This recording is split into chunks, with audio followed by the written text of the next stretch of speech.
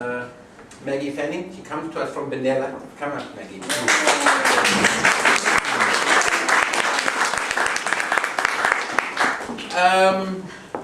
Maggie is in exactly the same place as I am, except Maggie went a step further. Maggie has a son, and Maggie will tell you her story. I've asked her to talk to her story through the same as I have.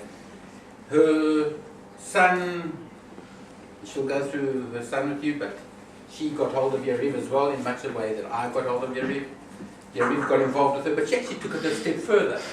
Maggie has an education facility in Benella, and she then took Yariv into her education facility, and it was recently reported in the, was the Herald Sun, wasn't it? Yes. What a fantastic program had been run by Maggie and Yariv in the centre, and all the support staff. There's a huge number of support staff around it, and the amazing things that they've managed to do with dogs and people at risk, and really exemplifying whatever we stand for. So Maggie, please, and thank you very much for coming all the way from Benella to talk to us. Really appreciate it. Thank you. Okay, I'm a parent of a 16-year-old boy who has is on the autism spectrum. He also has cerebral palsy, ADHD, severe anxiety disorder. Okay, so our children can be very complex, and quite often people will talk about someone with autism. There's an awful lot of other stuff going on as well that you know that does lead to that fear, anxiety, and tension, and we know that from day one with our children. So once you sort of get into the education sector, of course there's all these other things happening for our children as well, as it is in the general public. So their fears and that we don't understand that seem irrational to us. So they're very challenging, very difficult to to manage. So we need lots of, the family is the most important thing for these children. It doesn't matter what else goes on in that family, but your parents and the children are the absolute centre. From that centre, we need all those other things. Okay, it's not one size fits all. There is a range of really good therapies, and we are very evidence-based. And I think, as is Yariv, as is Linda, we've got to have evidence to support the sorts of things that we try and help our children with. Okay, whether that's medication, whether it's a dog, whether it's speech therapy, if you like. So our story is our dog that we had for 10 years, a little Aussie Terrier, who I'd never get now that I know what I know. But she was our dog. She was terrible, terribly behaved. But she died, and it was all very sad. And then our son Daniel wanted another dog. And so I was in a position where my husband's a GP, very busy life. I'm principal at school, and Daniel is very much a part of central to our lives. So then we moved to a property, so we had that as well. So we had to have a dog with lots of, or a person who could provide us with a dog with so many different abilities. So I luckily came across a flyer, which came through because we're in the education sector. So it came through the school, and it was a seminar that was being held here in Melbourne. So that involved Linda and Yariv, and I couldn't get to Melbourne. So I emailed Yariv and Linda, and I gave them our story, and I said, gave them Daniel's sort of clinical history, and then I said, so we sort of need a dog that is his companion, that can help with his social and emotional difficulties, that can be with another 25 kids on the spectrum and with other disorders in a school situation, and doesn't chase alpacas. So it was a big ask. However, that led to Linda and Yariv coming to our property and assessing Daniel. And from the first day, I was impressed that they were coming to see us, because they were coming into our space, into our home, and that is where our children feel safest. So I was very impressed that they travelled all that way to do that, and then to see Daniel in his setting, to meet with us, and to look at what our needs were. So even though the focus was Daniel's needs, it was ours too. You know, a child isn't separate from us. You know, they're part of a network, however small it is, and he's our only child. So it's a small network, but it had to work for all of us. So the next step was the assessment and then the choice of dog for Daniel. So our son loves to go swimming in the dam. He's always been attracted to water. So Uri first bought a collie, a short-haired collie like Spot, but then realised that Daniel needed a water dog. So he decided a black Labrador would be the dog, because they love to swim, they love to fetch, all the things that Daniel enjoyed doing. So we then, a few months later, had Shadow. So we did one trip to Melbourne, which my son does not like going out in public at all. But because he knew he was going to meet the dog, he actually went to the shrine, you know, in the middle of the city, and met with Linda and Shadow when she was about 7 months old. Yeah, she was a baby, and walked with her and did things that normally are very, very challenging for him. So already we saw there was motivation, and certainly with a lot of the kids that I work with, and certainly with my own son, there has to be a reason to do something. Okay, it doesn't just make sense. You know, so many comments I hear from the kids like, oh, we're going on a bike ride. Well, what for? Because it's good exercise. Yeah. There's no reason to go. You say, we'll go for a bike ride and go and get an ice cream. Okay, I'll get on the bike and I'll do the ride. So motivation is very important. So the dog was a big motivator for Daniel to actually go out into public. So as you really explained to us, the dog really is a tool for that person to be able to move forward in their lives. So we had several goals for Daniel. Major one was the social goals. He has what seems to us an irrational fear of babies and young children. They're unpredictable, they make a loud noise. And to the point where our neighbours their grandkids would come over and Daniel would have a meltdown. You know, no matter, we tried everything.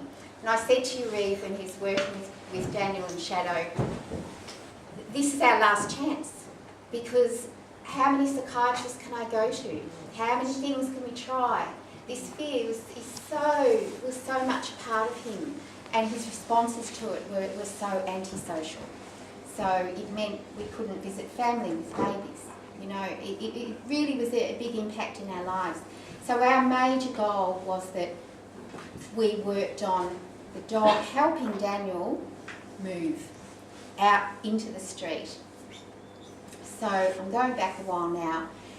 So because Daniel came to the school, and because I worked at the school, and my husband's a big part of the school, because we have a very strong health and education focus. So we don't just look at educating a child. A child is a whole person. So we have a very holistic approach to management and to support for these kids and their family particularly. So Shadow had to come into the school, and of course Uri had to come into the school, because the dog, he had to train her to be able to work with Daniel and with the other students, which was a big challenge. But the positive results from day one were amazing. The kids loved it. Uri taught the staff how to do tricks with the dog, and then Daniel would go in and they go into the classroom, and all the kids learned how to do the tricks with the dog. It's just a very positive. Can't give you a negative, to tell you the truth.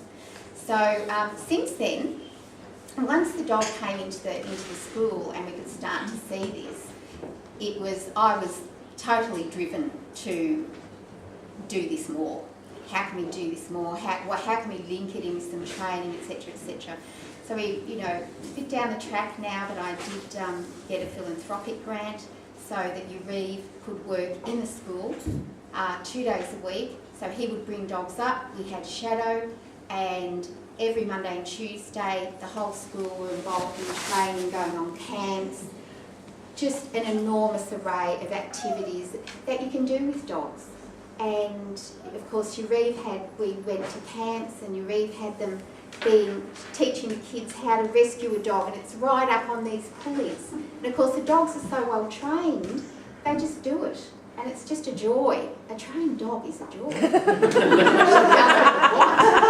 And so look, you know, we've done an enormous range of things, and now we have ventured into, and I guess underlying all this is what are the benefits for the kids? So we're there to get the kids skills, okay, social skills, work skills, confidence, self-esteem, and all of those things over time the dogs can assist us with in a number of ways. And once again, it's that taking the focus off the child. You're onto the dog. It's that, what a lovely dog. Oh, look what it can do. And the kid can say, well, look what I can do. And the power in that, just teaching a dog to sit, is very powerful. You know, it gives you control, and our kids need control. They are really, you know, they need to lead us, because you can't fight against them, as we know. It doesn't work. The rule book's out the window. So the dogs are fantastic. I could give you numerous stories. We've got great photos of the terrific work Urive has been doing with our kids and in the community in general. So once again, we want our kids in the community. How do they get there, you know? So one of the things we've done is run an animal studies certificate course for some of our senior students, and the younger students are all involved in this as well. So we've rented a shop and we've got a registered business name. So people are now coming to the school, people in the community, they get dog training, they get hydrobathing. So we're actually building a community based, and the kids from the school are running it. So everyone has something to offer. And so I guess all our kids are individual, and they need to be treated on an individual basis, which is why the CSTDA team is so important, because they do look at you as an individual family and as an individual child. I'm really happy to answer questions. It's quite hard to sort of break down all the experiences that we've had over the last 18 months.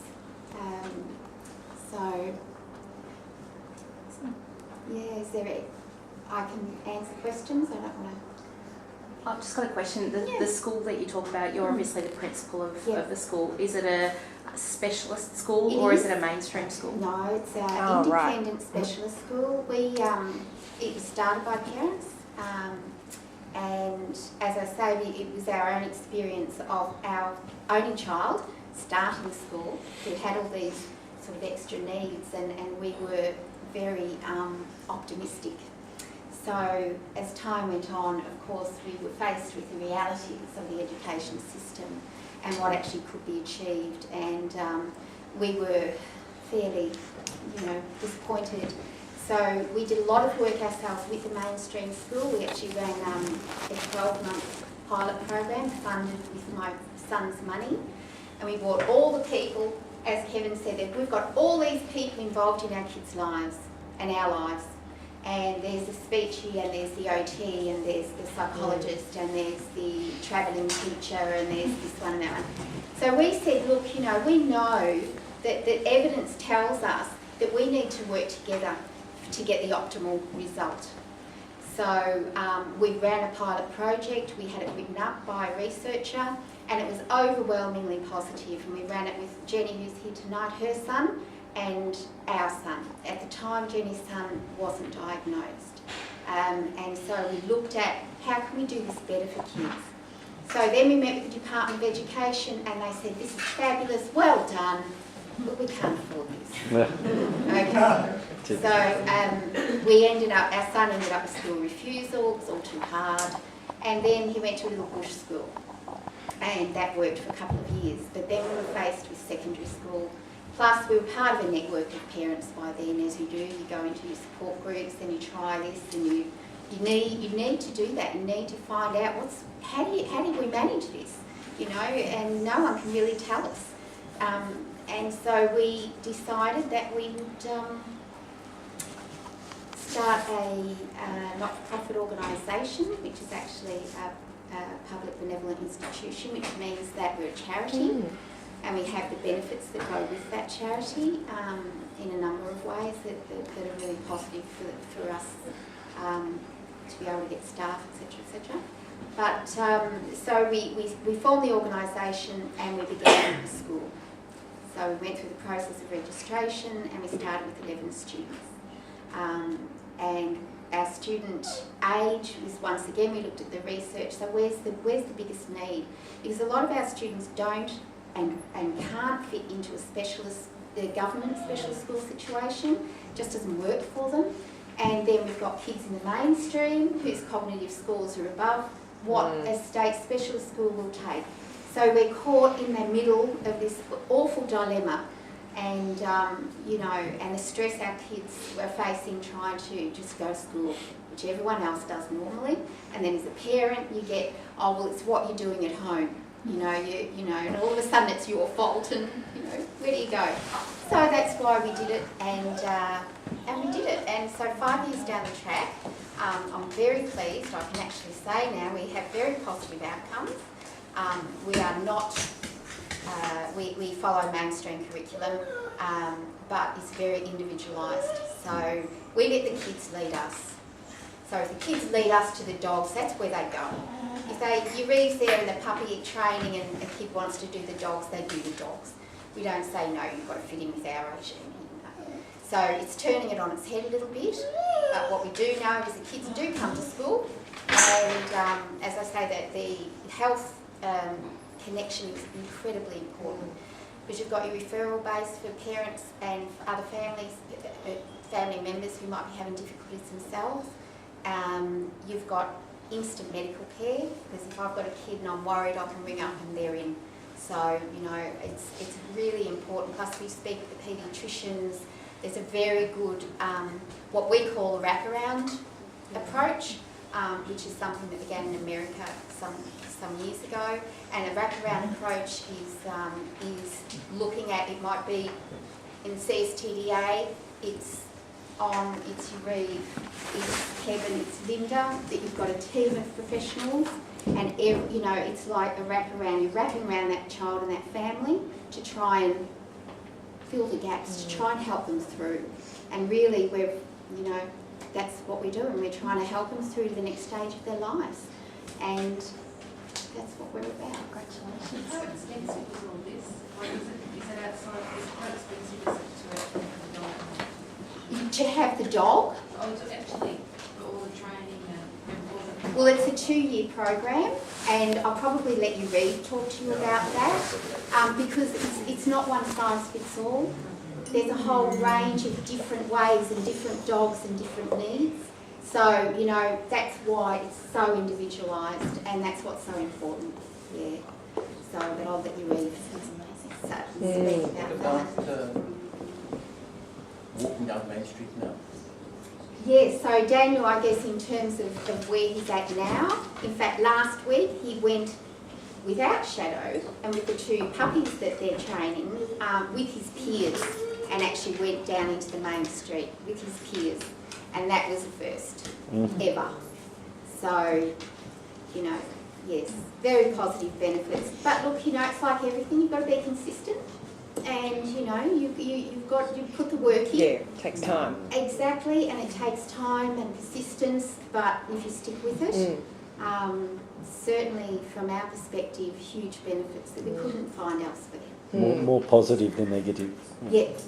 And sorry, Maggie, you mentioned that you did some research to see where the gap was, where the need was for this type of education for children, and what were your findings? Well, the reason the age group that we chose was about 11 to, originally it was 16, but we actually provide VCAL now, so we're a senior secondary provider. So we now go from, well, we're actually going from 10 now because the kids are out there just desperate. So about 10 to 18. And that's because we would hope as a society that these kids can be part of their community schools. I mean, you know, really we should be able to do that. So the research says to us that, you know, if the kids can go to school with their siblings, if they can be in a community school, they're part of the community then, and they should be able to do that. So rather than go there, if we can keep kids in their community and with their peers, fantastic. But the reality is that there are some kids, by the time they get to, say, grade 5, 6, where the social development starts to kick in, that's when things start to get really tough. And so we did focus particularly on that age group, so that grade 5 through. We've had kids who've come to us at about grade 5, so 10 or 11, and they've transitioned to mainstream school when they're 15. The hard bit's gone, you know, the bit with the bullying and the teasing and that horrible kind of stuff that goes on is over. And then if they're particularly gifted in an area and it suits them, they've successfully transitioned back. So you just have to see how it develops.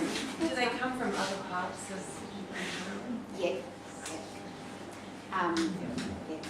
And does the family move to the area?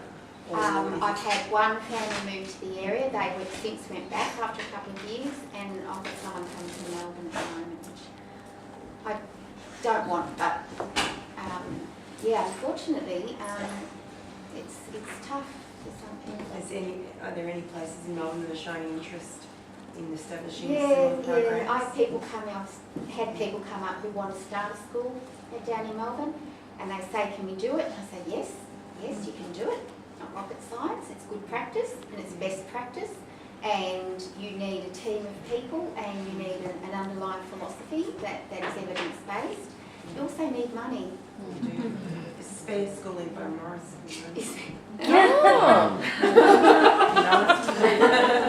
And there is someone down in Melbourne with a big push, somewhere in Spotswood or over that way, Werribee, around there, that have come to visit us and look like they might get some leaks. But it is a big commitment. You do need resources, you need expertise, and if you've got all that, you can do it. And you need a Maggie. No.